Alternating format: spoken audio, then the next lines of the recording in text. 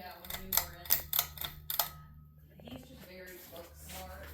Because I remember when I first met him, when we were both at UF, and he told me he was gonna get a degree in electrical engineering, and I don't remember what I said to him. And he was in the military then too, because he started in the military first, right out of high school, and became an officer and stuff later after college.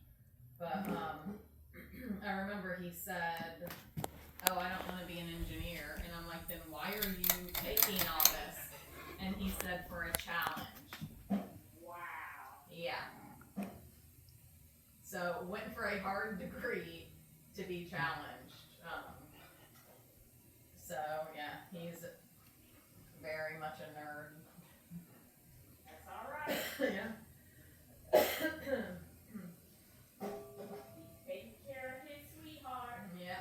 and his family. That's a good thing.